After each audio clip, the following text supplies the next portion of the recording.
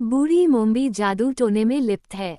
उन्हें जल्द ही पता चल गया कि आरा घोड़ा लंगड़ा रहा था, क्योंकि उसका नया पैर थोड़ा ज्यादा लंबा था। इसलिए उन्हें रुकना पड़ा, जबकि टिन वुडमैन ने अपनी कुल्हाड़ी से उसे काट दिया, जिसके बाद लकड़ी का घोड़ा ज्यादा आराम से आगे बढ़ गया। लेकिन आरा घोड़ा अभी भी पूरी तरह से संतुष्ट नहीं था।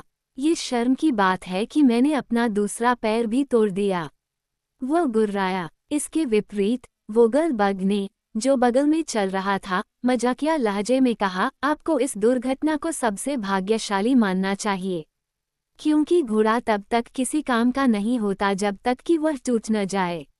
मैं आपसे क्षमा चाहता हूँ, टिप ने क्रोधित होकर कहा, क्योंकि उसे सॉहोज़ और उसके आदमी जैक दोनों में गहरी दिलचस्पी थी। लेकिन मुझे ये कहने की अनुमति दे कि आपका मजाक एक घटिया मजाक है, और जितना पुराना है उतना ही घटिया भी है। फिर भी यह एक मजाक है, वोगलबर्ग ने दृढ़तापूर्वक कहा, और शब्दों के खेल से उत्पन्न मजाक शिक्षित लोगों के बीच बिल्कुल उचित माना जाता है। इसका क्या मतलब है? कद्दू सिर ने मूर्खतापूर्ण ढंग से पूछा। इसका मतलब है, मेरे प्यारे दोस्त, वोगलबर्ग ने समझाया, कि हमारी भाषा में कई ऐसे शब्द हैं जिनके दोहरे अर्थ हैं, और एक चुटकुला जो किसी शब्द के दोनों अर्थों को व्यक्त करता है, वो ये साबित करता है कि जोकर एक सुसंस्कृत और परिष्कृत व्यक्ति है, और उसे भाषा पर भी पूरा अधिकार है। मैं इस पर विश्वास नहीं करता, टिप ने स्पष्ट रूप से कहा, कोई भी व्यंग्य कर सकता है। नहीं, वोगलबर्ग ने सख्ती से कहा, इसके लिए उच्च कोटि की शिक्षा की आवश्यकता है। क्या आप शिक्षित हैं, युवा महोदय? विशेष रूप से नहीं, टिप ने स्वीकार किया। तब आप मामले का न्याय नहीं कर सकते। मैं खुद पूरी तरह से शिक्षित हूँ, और मैं कहता हूँ कि शब्द क्रीड़ा प्रतिभा प्रदर्शित करती है।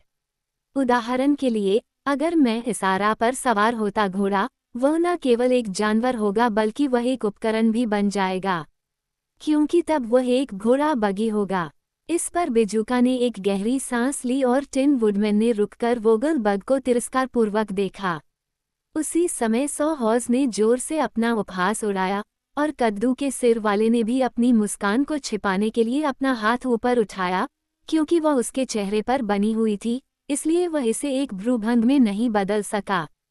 लेकिन वोगलबर्ग ऐसे आगे बढ़ रहा था जैसे उसने कोई शानदार बात कही हो, और बिजुका को कहना पड़ा, मैंने सुना है, मेरे प्यारे दोस्त, कि एक व्यक्ति बहुत ज़्यादा शिक्षित हो सकता है, और हालांकि मेरे मन में दिमाग के लिए बहुत सम्मान है, चाहे उन्हें कैसे भी व्यवस्थित या वर्गीकृत किया जाए, मुझे संदेह होने लगा है कि आपका दिमाग थोड़ा उलझा हुआ है।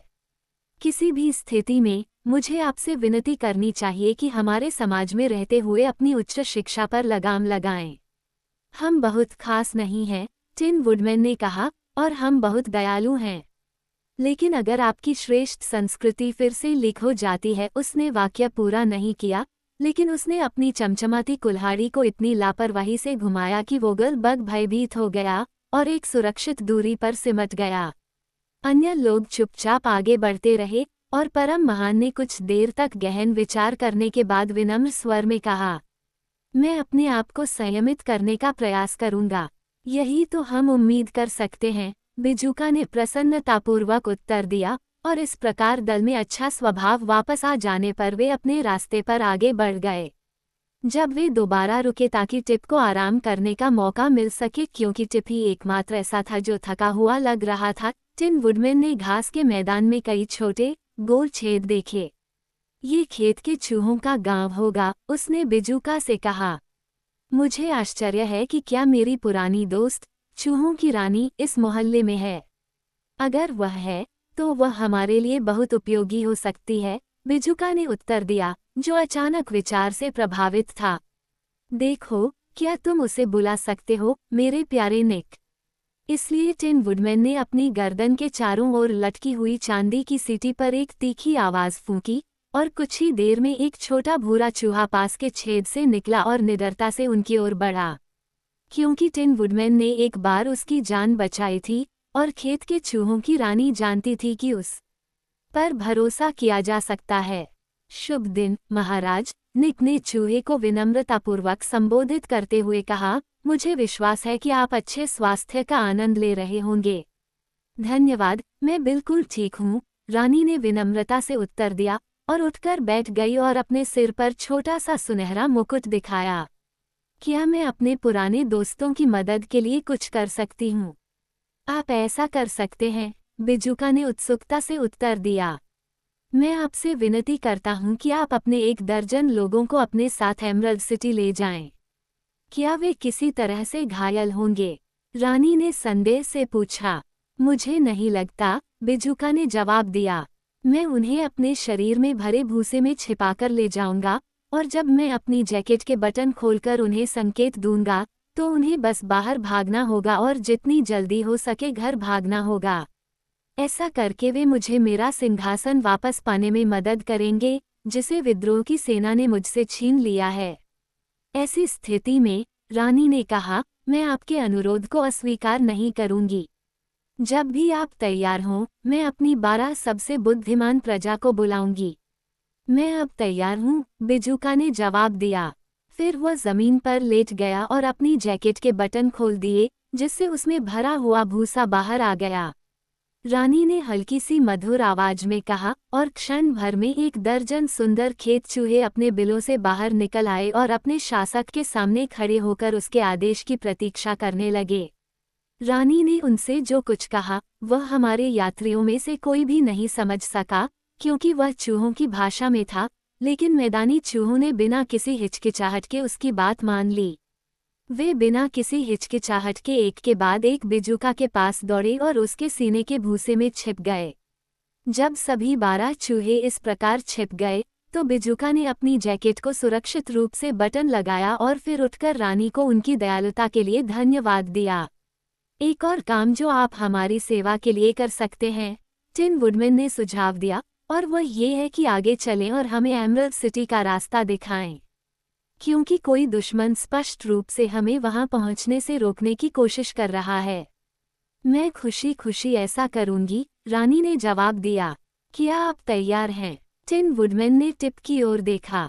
मैं आराम कर चुका हूँ, लड़के ने कहा। चलो शुरू करते हैं। फिर उन्होंने अपनी यात्रा पुनः शुरू की। खेत चूहों की छोटी भूरी रानी तेजी से आगे दौड़ती और फिर तब तक रुकती जब तक यात्री निकट नहीं आ जाते, और फिर वह फिर दूर भाग जाती। इस अचूक मार्गदर्शक के बिना बिजुका और उसके साथी कभी भी एमरल्ड सिटी नहीं जीत पाते, क्योंकि पुरानी मोम्बी की कलाओं ने उनके रास्ते में कई बाधाएं खड़ी की थीं। फिर भी, बाधाओं में से एक भी वास्तव में मौजूद नहीं थी, सभी चालाकी से बनाए गए धोखे थे। क्योंकि जब वे एक तेज बहती नदी के किनारे पहुंचे जो उनके रास्ते को रोकने की धमकी दे रही थी, तो छोटी रानी लगातार आगे बढ़ती रही, सुरक्षित रूप से बाढ़ को पार करती रही, और हमारे यात्री पानी की एक भी बूंद का सामना किए बिना उसका पीछा करते रहे। फिर से, ग्रेनाइट की एक ऊंची दीवार उनके सिर के ऊपर खड़ी थी और उनके आगे बढ़ने का विरोध कर रही थी। लेकिन ग्रेफील्ड माउस सीधे उसमें से निकल गया, और बाकी लोगों ने भी ऐसा ही किया। जैसे ही वे आगे बढ़े, दीवार धुंध में पिघल गई। इसके बाद, जब वे टिप को आराम देने के लिए एक क्षण के लिए रुके, तो उन्होंने देखा कि उनके पैरों से 40 सड़कें 40 अलग अलग दिशाओं में निकल रही हैं, और जल्द ही ये 40 सड़कें एक शक्तिशाली पहिए की तरह घूमने लगीं, पहले एक दिशा में और फिर दूसरी दिशा में, जिससे उनकी दृष्टि पूरी तरह से भ्रमित हो गई। लेकिन रानी ने उन्हें अपने पीछे आने के लिए कहा और सीधी रेखा में चल पड़ी, और जब वे कुछ कदम चले तो घुमावदार रास्ते गायब हो गए और फिर दिखाई नहीं दिए। मोम्बी की आखिरी चाल सबसे भयावह थी। उसने चरागाह पर आग की लपटों की एक चादर फेंकी ताकि वे भस्म हो जाएं, और पहली बार बिजुका डर गया और भागने लगा। अगर वो आग मुझ तक पहुंच गई तो मैं तुरंत ही चला जाऊंगा, उसने कहा, कांपते हुए, जब तक कि उसका तिनका खड़खड़ाने नहीं लगा। यह अब तक की सबसे खतरनाक चीज है जिसका मैंने सामना किया है। मैं भी जा रहा हूँ, आरा घोड़ा चिल्लाया और घबराहट में घूमकर उछलने लगा, क्योंकि मेरी लकड़ी इतनी सूखी है कि वह जलाने वाले लकड़ी के समान जल जाएगी। क्या आग कद्दू के लिए खतरनाक है? जैक ने डरते हुए पूछा। तुम भी तीखे पक जाओगे और मैं भी, वोगल बग ने उत्तर दिया, और अपने चारों पैरों के बल नीचे बैठ गया ताकि वह और तेजी से भाग सके।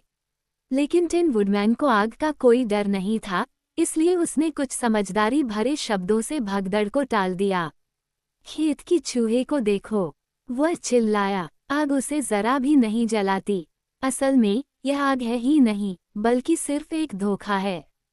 वास्तव में छोटी रानी को बढ़ती आग के बीच से शांतिपूर्वक आगे बढ़ते हुए देखने से दल के प्रत्येक सदस्य में साहस भर गया और वे बिना झुलसे उसके पीछे पीछे चले गए। ये निश्चित रूप से एक असाधारण साहसिक कार्य है, वोगल बग ने कहा, जो बहुत आश्चर्यचकित था, क्योंकि यह उन सभी प्राकृतिक नियमों को उलट देता है जिन्हें मैंने प्रोफेसर नोविटाल को स्कूल में पढ़ाते हुए सुना था। बेशक ऐसा ही है, बिजुका ने समझदारी से कहा। सभी जादू अप्राकृतिक हैं और इसी कारण से उनसे डरना और उनसे बचना चाहिए। लेकिन मैं अपने सामने एमरल्ड सिटी के द्वार देख रहा हूँ, इसलिए मुझे लगता है कि अब हमने उन सभी जादुई बाधाओं को पार कर लिया है जो हमें रोक रही थीं। सचमुच शहर की दीवारें साफ दिखाई दे रही थीं और मैदानी चूहों की रानी, जिसने इतनी ईमानदारी से उनका मार्गदर्शन किया था, उन्हें अलविदा कहने के लिए पास आई। महाराज, आपकी दयालु सहायता के लिए हम आपके बहुत आभारी हैं, टिन वुडमैन ने सुंदर प्राणी के सामने झुकते हुए कहा। मैं हमेशा अपने मित्रों की सेवा करने में प्रसन्न रहती हूँ, रानी ने उत्तर दिया, और एक क्षण में वह अपने घर की यात्रा पर निकल पड़ी।